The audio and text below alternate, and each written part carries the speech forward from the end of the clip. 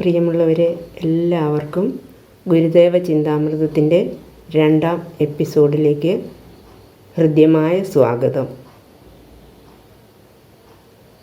ഒരു ജാതി, ഒരു മതം, ഒരു ദൈവം മനുഷ്യന്, മതമേതായാലും മനുഷ്യൻ നന്നാവുക എന്നരുളിയ മഹാഗുരുവിൻ്റെ 64 കൃതികളിൽ ചെറുതെങ്കിലും ഭക്തിസാന്ദ്രമായ 5 ശ്ലോകങ്ങളടങ്ങിയ ശിവപ്രസാദ പഞ്ചകം എന്ന കൃതിയുടെ ഒരു ശ്ലോകത്തിൻ്റെ ചെറിയ വ്യാഖ്യാനമാണ് ഇവിടെ പറഞ്ഞു വയ്ക്കുന്നത്.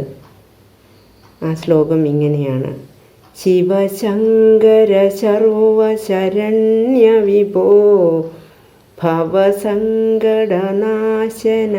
പാഹി ശിവ, കവി സന്തതി സന്തതവും തൊഴുമെൻ ഭവനാടകമാടുമരും പൊരുളേ.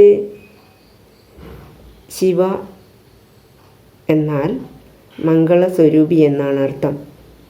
ശങ്കര എല്ലാവർക്കും മംഗളം നൽകുന്നവൻ എന്ന് അർത്ഥം വരുന്നു.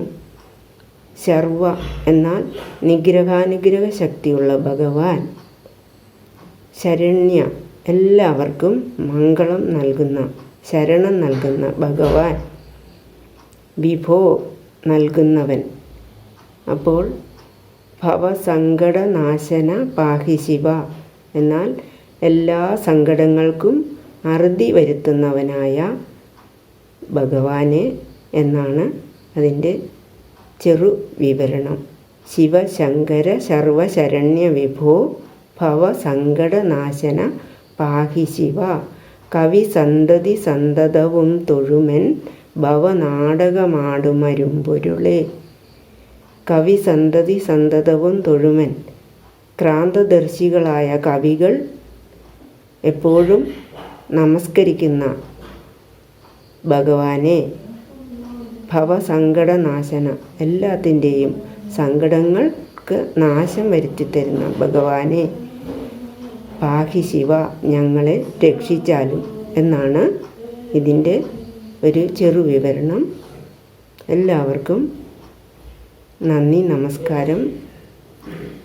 ഗുരുവിൻ്റെ ഈ കൃതിയുടെ അടുത്ത ശ്ലോകത്തിൻ്റെ വ്യാഖ്യാനവുമായി നമുക്ക് അടുത്ത എപ്പിസോഡിൽ കാണും വരേക്കും എല്ലാവർക്കും വീണ്ടും ഒരിക്കൽ കൂടി നന്ദി, നമസ്കാരം.